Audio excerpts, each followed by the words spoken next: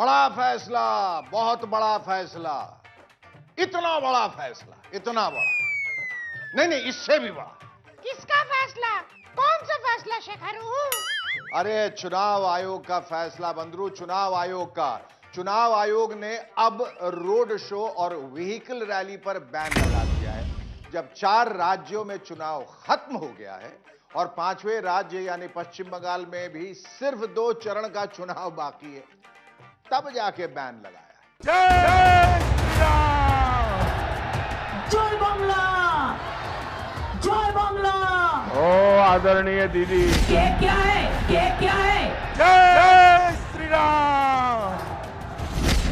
ओम सर्वमंगला मंगल्ये शिवे सर्वार्थ साधिके शरण्ये त्र्यंबके गौरी नारायणी नमोस्तुते।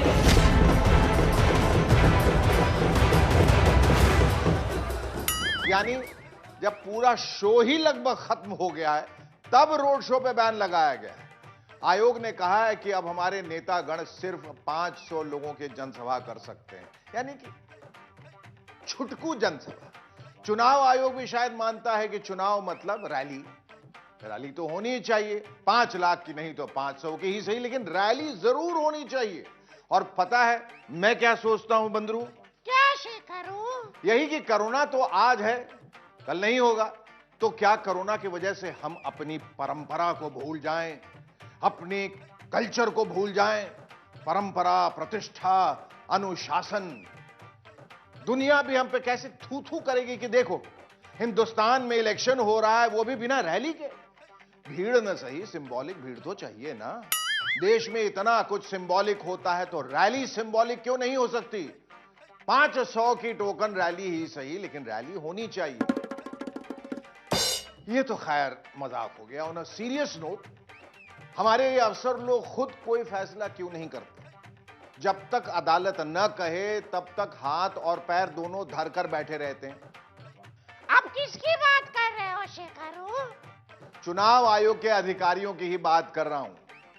फिर से कह दूं कि चुनाव आयोग एक संवैधानिक संस्था है, इसलिए हम उसके बारे में कुछ नहीं कहेंगे, लेकिन आयोग में जो अफसर बैठे हैं उनके बारे में जरूर सवाल उठाएंगे कि वो सही समय पर सही फैसला लेने में इतनी देरी क्यों करते हैं। पश्चिम बंगाल इसका ताजा उदाहरण है। সেই মিটিংটাও নির্বাচন কমিশনের বিধিনিষেধ মেনে আমাদের ক্যান্সেল করতে হয়েছে। कोविड नियमों को ध्यान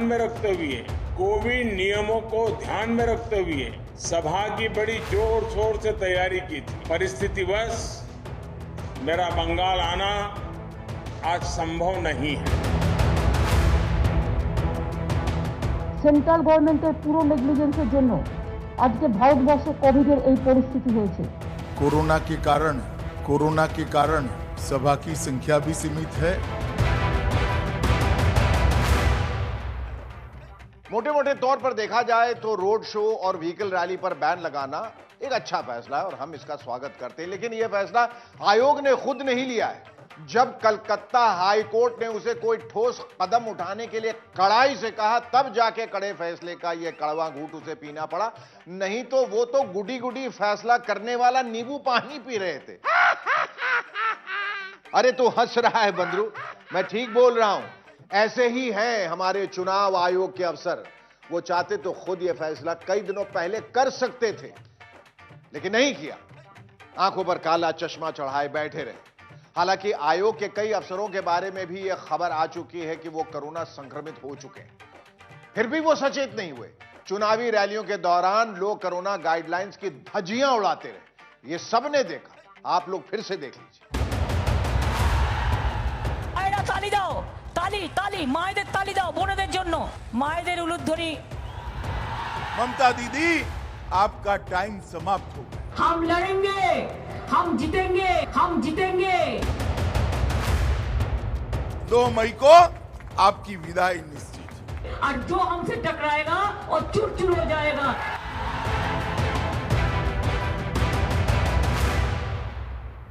सब होता रहा, इसे आपने देखा, मैंने देखा, इसने देखा, उसने देखा, सबने देखा, लेकिन नहीं देखा तो चुनाव आयोग के अधिकारियों ने नहीं देखा। अगर देखा होता तो कार्रवाई जरूर करते। जिस पार्टी की रैली में सोशल डिस्टेंसिंग का पालन नहीं हो रहा था, उस पर किसी तरह का जुर्माना लगाते, किसी तरह का दंड देते, लेकिन नहीं, आयोग के अधिकारी अपने अपने दफ्तरों में बैठे रहे और एयर कंडीशनर्स की हवा खाते रहे। ठीक कहा है कलकत्ता हाई कोर्ट ने कि चुनाव आयोग में टीएन सेशन जैसा कोई अफसर चाहिए जो कड़े फैसले लेने में संकोच न करे। अब हमारी इस पर नजर रहेगी कि आज के बाद क्या आयोग के अधिकारी सच में कोरोना प्रोटोकॉल टूटने की हालत में उचित फैसला लेंगे, यानी अगर किसी पार्टी या उम्मीदवार की रैली में 500 से अधिक आदमी आए तो उस पर दंड लगाया जाएगा। अगर आयोग के अधिकारी ऐसा नहीं करते हैं तो यह माना जाएगा कि वो सिर्फ मोटी मोटी तनख्वाहें ले रहे हैं और कंबल ओढ़कर घी पी रहे हैं। संसार में जो कुछ भी आभासी है वही सत्य है, और जो कुछ सत्य है वही आभासी है, और आभासी यानी वर्चुअल और सत्य का संबंध बड़ा विचित्र है बंधु। ये सब क्या बोले जा रहे हो शेखर? यही कि हमारे नेता अब भौतिक यानी फिजिकल रैलियों की जगह वर्चुअल यानी आभासी रैली कर रहे हैं। प्रधानमंत्री मोदी जी की आज की रैली को ही देख लीजिए। भारत माता की। अभी मैं आपके साथ टेक्नोलॉजी के माध्यम से जुड़ रहा हूं। एक प्रकार से मेरी ये आज तो मैं रूबरू आकर के अपनी आखिरी रैली करके आपका धन्यवाद करता, लेकिन वर्चुअली भी एक प्रकार से मेरी ये आखिरी रैली इस चुनाव की है। रैली तो हो रही है, लेकिन अच्छी बात यह है कि इसमें लोगों ने मास्क भी लगाया हुआ है और सोशल डिस्टेंसिंग का भी पालन हो रहा है। आपके बीच उपस्थित नहीं हो सका, प्रत्यक्ष आकर आपका आशीर्वाद नहीं ले सका, इसके लिए मैं आपका क्षमा प्रार्थी हूं। यानी वर्चुअल रैली में जनता को रियलिटी में यानी असलियत में होने वाला खतरा तो कम हो गया, ये तो सही। वैसे मोदी जी की तरह वर्चुअल रैली करने का ऐलान तो ममता दीदी ने भी किया था। देश भर में कोरोना के मामलों में आई तेजी और 22 अप्रैल के चुनाव आयोग के आदेश के बाद मैं अपनी सभी निर्धारित चुनावी रैलियों को रद्द कर रही हूं और अब हम लोगों तक वर्चुअली पहुंचेंगे। लेकिन अब उन्होंने किसी भी तरह की रैलियां करने से साफ मना कर दिया है। वैसे भी दीदी को क्या फर्क पड़ता है, जो काम वो अपनी वर्चुअल रैली में करती वो उन्होंने प्रेस कॉन्फ्रेंस में साक्षात कर दिया। সেন্ট্রাল গভর্নমেন্টে কিন্তু প্রধানমন্ত্রী কোনো মিটিংয়ে আজ পর্যন্ত আমাদের কাছে সে কথা বলেনি স্টেটগুলোর কাছে, এবং দুই আজকে মনে হয় উনি কোনো মিটিং করছে আমি শুনেছি, বাট আমরা উই আর নট ইনভাইটেড। আমি ইনভাইটেড থাকলে নিশ্চয়ই যেতাম। मोदी जी की वर्चुअल रैली से याद आया, पता है बंधु, मोदी जी के एक ट्वीट की वजह से लोग कल खामखा कंफ्यूज हो गए। कंफ्यूज? वो कैसे? नहीं, इसमें मोदी जी की गलती नहीं है, उनकी गलती नहीं है। मोदी जी ने तो साफ साफ बोल दिया था। क्या बोल दिया था, खुद बताओगे भी शेखू? अरे यही कि मैं कल पश्चिम बंगाल नहीं जा रहा हूं। तुम क्यों जा रहे थे बंगाल शेखरू? अरे मैं नहीं जा रहा हूं बंदरू बेवकूफ, मोदी जी ने ट्वीट करके बताया था कि मैं पश्चिम बंगाल नहीं जा रहा हूं। ये देखो, कल कोविड-19 की स्थिति की समीक्षा करने के लिए उच्च स्तरीय बैठकों की अध्यक्षता करेंगे। इसी वजह से मैं पश्चिम बंगाल नहीं जाऊंगा। देखा तुमने, गौर से देखा ना? हाँ। तो मोदी जी ने इसमें कहीं भी ये लिखा है, कहीं भी लिखा है कि मैं बंगाल की अपनी रैलियां रद्द कर रहा हूं? लिखा है क्या?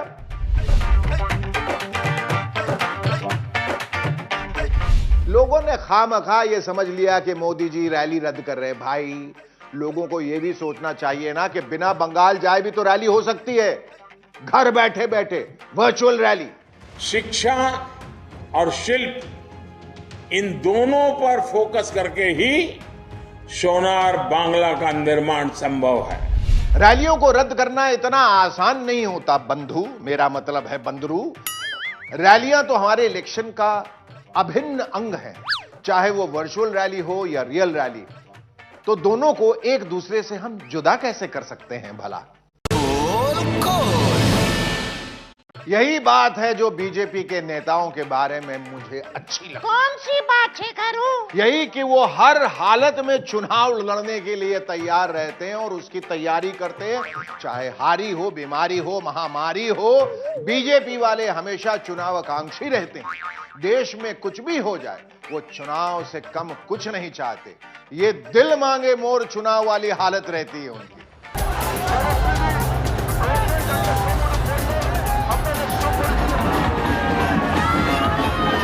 स्वागतम भारत माता की।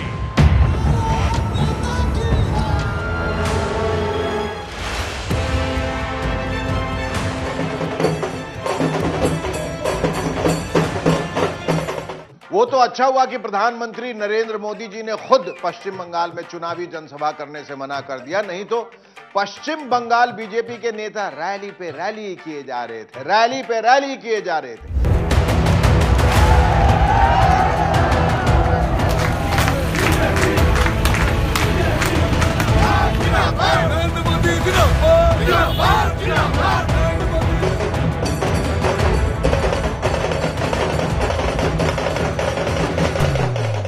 अभी भी बड़ी बड़ी रैलियां करते, लेकिन मोदी जी कोरोना वाली मीटिंगों में लग गए और पश्चिम बंगाल बीजेपी के नेताओं के अरमान धरे के धरे रह गए। दिल के अरमान आंसुओं में बह गए।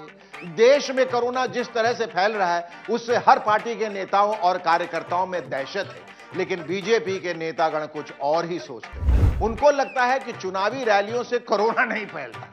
क्या सच में? अरे ये बात मैं अपनी तरफ से नहीं कह रहा हूं बंदरू, किसी की कही बात में मिलावट भी नहीं कर रहा हूं। मैं आपको सीधे सीधे पश्चिम बंगाल बीजेपी के अध्यक्ष दिलीप घोष के मुखारबिंद से निकली बात सुना रहा हूं, जिनसे हमारे एक संवाददाता ने बात की। कोरोना जो बढ़ रही है, जहां बढ़ रहा है वहां चुनाव नहीं है। 10 प्रदेश कम से कम देश में जहां ऊंचाई पर है, उसमें बंगाल 8 नंबर में है।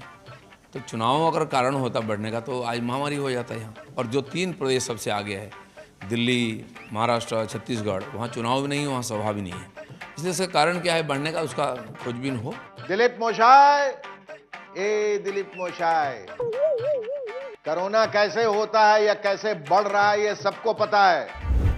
ये इसलिए फैलता और फैल रहा है कि लोग आपस में कोई दूरी बनाकर नहीं रखते, मुंह पर मास्क नहीं लगाते।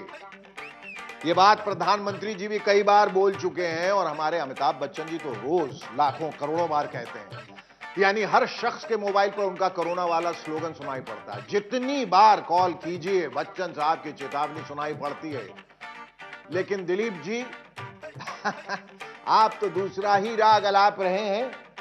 ये बात तो सामान्य ज्ञान रखने वाला कोई भी शख्स बता देगा कि चुनावी रैलियों में आपस में 2 गज तो क्या 2 इंच की दूरी भी नहीं रहती है। एकदम ठेलम ठेल पेलम पेल का मामला होता है। फिर कैसे नहीं फैलेगा कोरोना? कोरोना वाला ये दिव्य ज्ञान आपको कहां से मिला दिलीप बाबू? कहां से मिला ये भाई? बताइए तो सही, बताइए।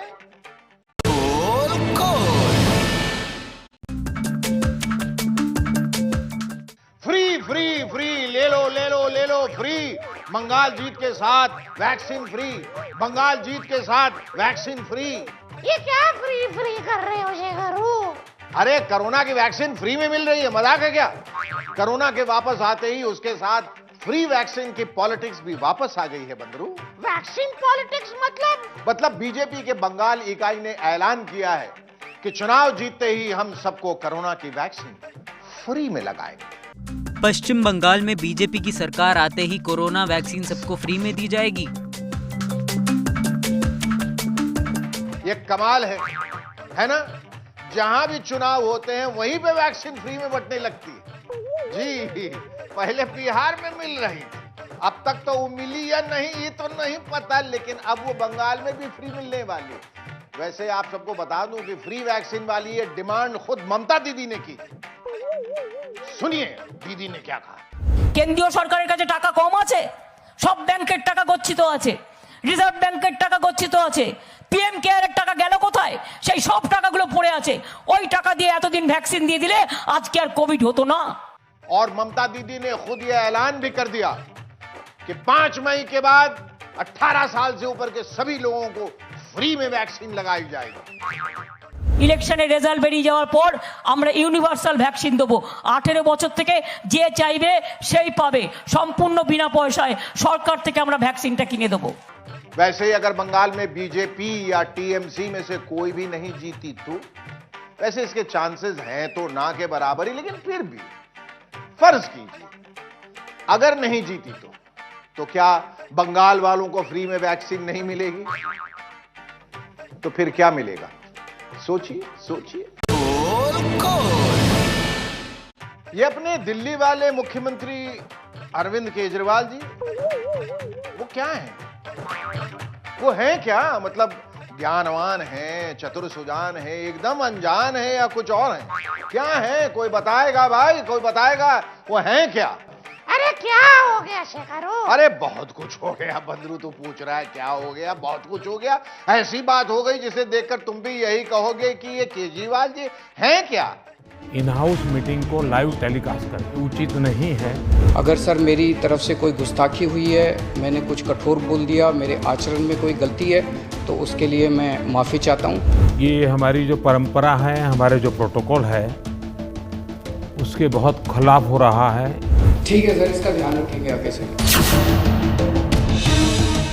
प्रधानमंत्री नरेंद्र मोदी जी ने आज कोरोना के बढ़ते प्रकोप को लेकर मुख्यमंत्रियों और आला अधिकारियों की बैठक बुलाई थी, तो अपने केजरीवाल साहब भी आ गए। जाना चाहिए भी था, लेकिन जैसे ही केजरीवाल जी ने भाषण शुरू किया वैसे ही उन्होंने उसका लाइव टेलीकास्ट या सीधा प्रसारण भी शुरू कर दिया। इससे नाराज होकर प्रधानमंत्री जी ने उनको झड़का भी। इस तरह हुआ यह पूरा वाकया। मेरा विश्वास है देश में अगर कोरोना के खिलाफ एक नेशनल प्लान होगा तो हम सभी राज्य सरकारें और केंद्र सरकार मिलके इस दिशा में काम करेंगे। सर, कोरोना की वजह से दिवंगत आत्माओं को शांति मिले। ये हमारी जो परंपरा है, हमारे जो प्रोटोकॉल है, उसके बहुत खिलाफ हो रहा है कि कोई मुख्यमंत्री ऐसी इन हाउस मीटिंग को लाइव टेलीकास्ट करे। ये उचित नहीं है। ये हमने हमेशा संयम पालन करना चाहिए। इसके बाद केजरीवाल जी ने माफी भी मांग ली, जैसे वो हमेशा मांग लेते हैं। ठीक है सर, इसका ध्यान रखेंगे आगे से। अगर सर मेरी तरफ से कोई गुस्ताखी हुई है, मैंने कुछ कठोर बोल दिया, मेरे आचरण में कोई गलती है, तो उसके लिए मैं माफ़ी चाहता हूँ। मैं पूछता हूं केजरीवाल जी, 6 साल से भी अधिक वक्त से आप दिल्ली के मुख्यमंत्री हैं, तो आप प्रोटोकॉल तो जानते ही होंगे सरकारी मीटिंग्स के। फिर क्या था ये? क्या आप अपने आप को चतुर सुजान साबित करने की कोशिश कर रहे थे? एक चतुर नार बड़ा होशियार, अपने ही जाल में फंसत जात, हम मरत जात यके। एक चतुर नार बड़ा होशियार। इसलिए Kejriwal ji, please handle the situation with care, here there anywhere और एवरीवेयर। तो ये था आज का पोल खोल। कल आप लोगों से एक बार फिर मुलाकात होगी एक नए धमाकेदार एपिसोड के साथ। तब तक अपना और अपनों का ख्याल रखिएगा।